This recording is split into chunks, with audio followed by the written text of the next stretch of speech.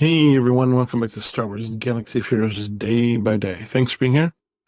Today's the 8th of May. It's only been about 9 hours since I did or 10 or 12 hours since I did yesterday's video, but I did that this morning. So here we are, 12 hours later, back with a new day. Thanks so much for being here. Hope you're doing well. Guys, a lot to talk about today. I mean, not anything related to the game, just stuff in general. I'm trying to decide where I want to start. I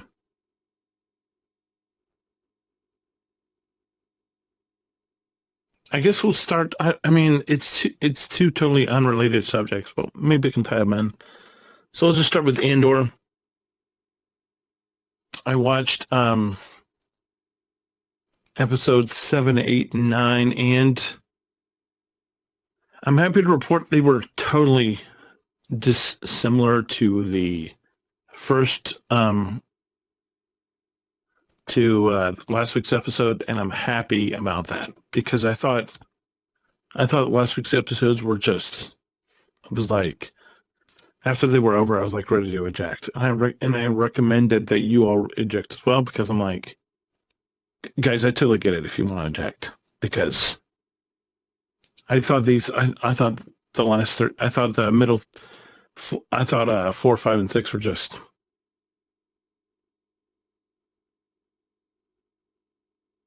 I don't know.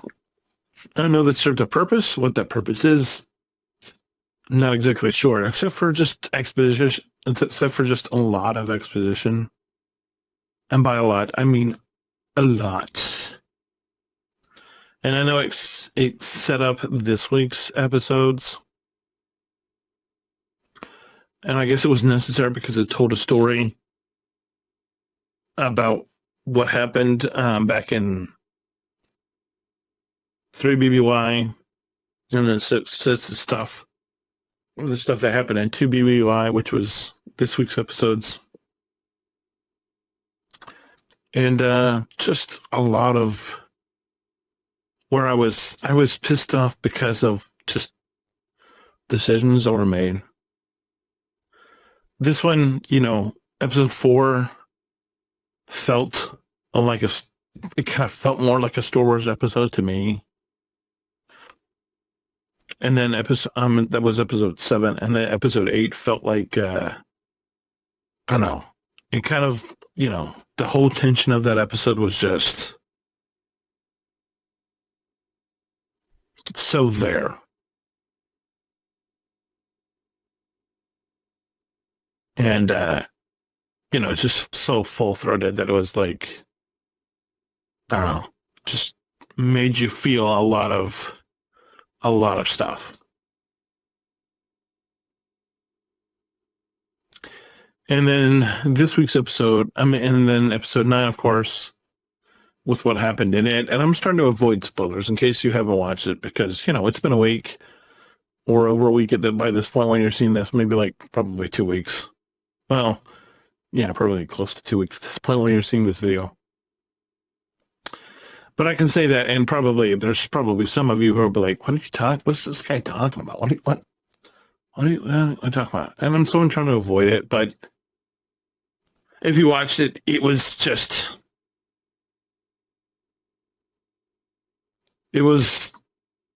just made you feel a lot of things.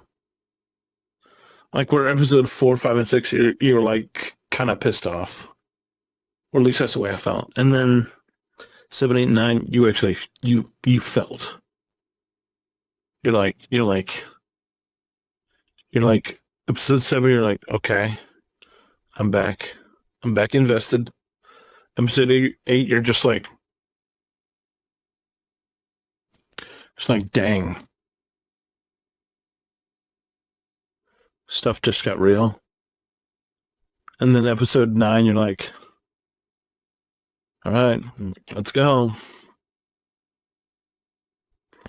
And so I felt a lot better about it. I don't know what to expect from, obviously some characters that we kind of knew had to disappear have disappeared. As far as the one guy in the first episode, and then some other people disappeared. One got killed off. One just said, "I'll be back later," and the rest were left wondering about it. What is going to be their fates of these? We know the fate of Mon Mothma. We know the fate of Cassian. But some of the others, we know the fate of Bail Organa ultimately, I think. But we don't know what happens to certain other people. And so I'm kind of really on edge to know, do they get pinched in the next episodes?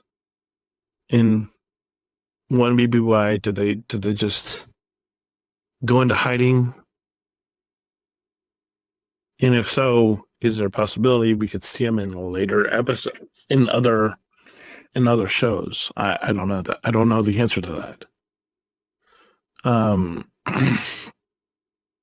Wasn't as much Clea, who I talked about last week, and how much I really like her. Really like her character. I really like the actress. Well, I shouldn't say that, because I love the character, and I'm basing my opinion of this actress based on the character, based on Clea.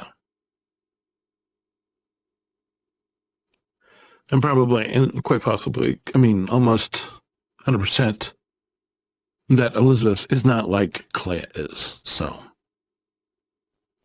take what I say about Clea with a grain of salt, but it is what it is. But just thought they were I thought they were much better thought out stories. I thought they were much better, and I'm doing this because last year I said that I watched Screen Crush episodes. This year I haven't watched any Screen Crush episodes up until now. If you don't know what Screen Crush is, it's Ryan Airy's channel, where they go over and they do Easter egg videos and all this, and talk about what the Aurebesh means whenever they see Aurebesh, and just really break down the video, the episode. And I have not done that for episode 1, 2, and 3, 4, 5, and 6, or 6, 7, 8, but I'm fixing to here in a second. Probably as soon as we get done here. But I'm excited. I'm excited how they set up, going, the stuff that needs to be gone after for in one BBY. And I'm excited about just seeing what happens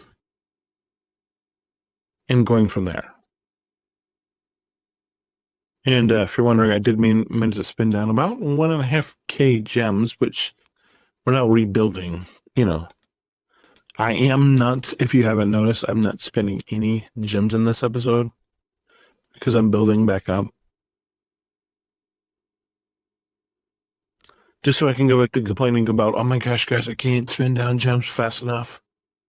But that's a good problem, because you could have what I have on the free-to-play thing and be like, guys, I can't keep gems on this account. But we made some headway. Of course, I told you about how we told you that I didn't think we'd make it as far, that I was feeling like I really overestimated how far we were going to get. We didn't get near as far as I thought we were going to get. And that's my own thing. And that's just things you learn about as you play. Things you learn about as you get older. Speaking of things you learn as you get older, I have a feeling what I'm about to say is going to become a staple in this channel going forward. I don't know how long this daily in this free-to-play journey going to be around, but I've said probably until, what did I say? I said something. Like until something happens. I can't even remember what it was. And the thing was, or the game shuts down, and that's, optimistic tape, obviously. But I don't know. Do you guys know that when you're born, you don't have to be taught how to say no? You don't have to be taught how to say no. You don't have to be taught how to say mine. Have you thought about that?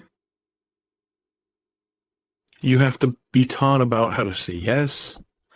You have to be taught about how to share. You have to be taught about how to give. You have to be taught about how to calm down. You have to be taught about how to do stuff. And my kids recently had birthdays. They're now 5 and 6. And they're going to be starting kindergarten in the fall. We went to an open house at their school tonight because they officially got in. Awesome. Very happy about that. But we're sitting there watching the program of the other kids that are in school this year that my kids are going to have to be in next year. And they will not sit still. Today was a really bad day, guys, because I came up here to try to do some stuff, watch Andor. I listened downstairs. I'm like, watch a show, stay down here, just, stay down here. Let me have an hour and a half to go upstairs to watch this show. That way you can watch your show and go upstairs and watch my show up here in the office, up here in my room. Did they make it? No, they didn't.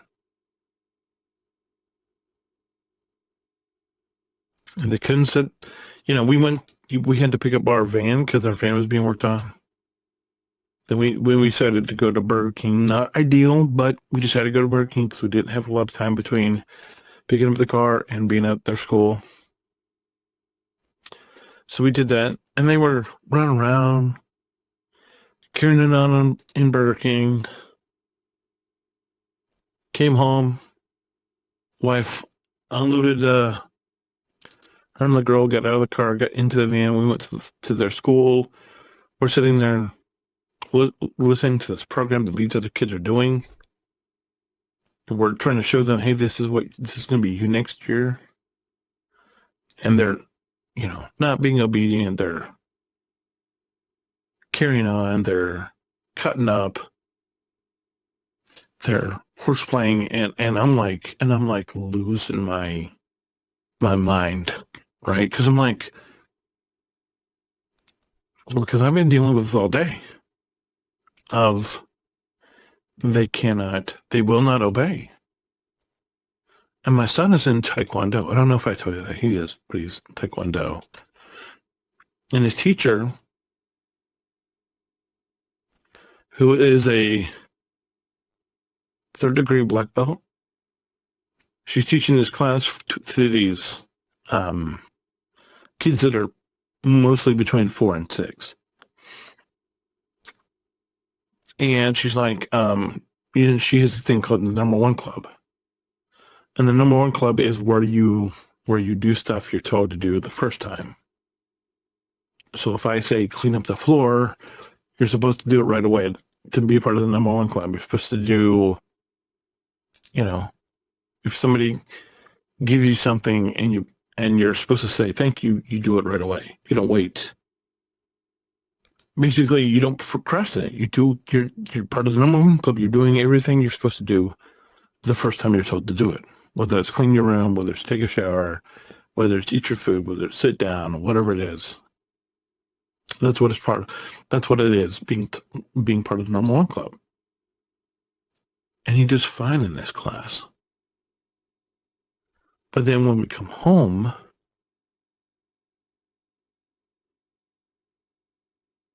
and it could be because he's not around his sister, who is, and we're just trying to get them to obey.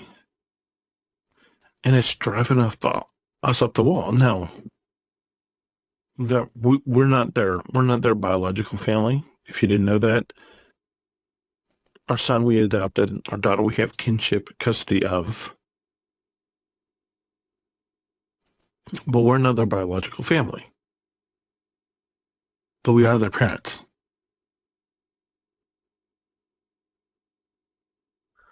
Because God has granted us and said, hey, you guys, this is what you're supposed to do. And by the grace of God, we have 2 kids, a son and a daughter, and maybe, possibly, another one coming soon, or then later. But we're not there yet, so we have 2 for right now. And my wife's like, well, maybe they have some baggage that we don't know about. And it's like, I get that, because a lot of other kids in the school where they're at, they're with their bio families, but some are, some are not.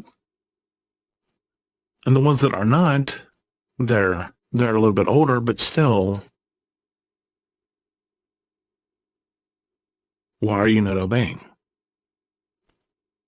Because they're doing what they're told. The only difference is these kids have been in the school at least a year. Some have been in 2, some have been in longer. And so that's why I'm optimistic about the school. And I'm hoping that going forward, we're going to learn how to behave. We're going to learn how to do what you're told to do, because life is stressful enough without adding to it. And now these kids, it's like I said, they have to be taught how to obey. They have to taught how to share. They have to be taught how to say yes. They have to be taught how to be part of the one club. And it's very stressful. It's just very stressful because, I thought it wasn't supposed to rain today, but it did again. In the Midwest, on the East Coast, you guys have been, you guys lived it. You know how it is.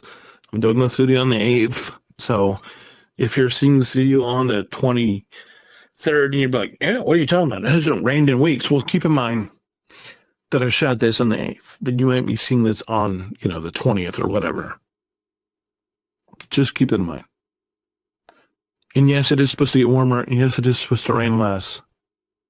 But I'm not there yet. You might be. You probably are. But I'm not there yet.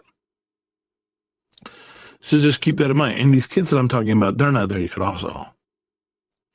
But just a lot of frustration. A lot of things that don't necessarily need to be as they are. That we're just trying to get nailed down. We're trying to teach them how to be better people. Because you don't need to be taught how to be a moron. You don't need to be taught how to be a sinner. What you do need to be taught, if you're not aware, is you do need to be taught how to obey. And if maybe you've been in church, maybe you've had a bad experience. I'm sorry. I'm actively, as I speak, trying to correct that. I am. I can't divulge any more of that, but I'm trying in my own small way to correct that. I know I don't broach this subject very much because got a lot of other stuff going on in my life. But it's like that song Waymaker. Just because I can't see it doesn't mean he's not moving. Just because I can't feel it doesn't mean he's not moving. Because you are Waymaker, Miracle Worker, Promise Keeper, Light in the Darkness. My God, that is who you are. And by the grace of God that you're all here, and I appreciate all of you. Thank you so much for being here. I appreciate it. I really do appreciate you. You know you have a lot of time. You could be spending other places. I'm honored you choose to spend it with me. I do the best I can with what I got. That's all I do. Anyway, if you have any questions, comments, concerns, you know what to do. As always, make sure you hold the line so we don't get run over because they're coming. Whether it's copy or the actual enemy. All right, man. Appreciate all of you. God bless. Hold the line. See you tomorrow. Bye.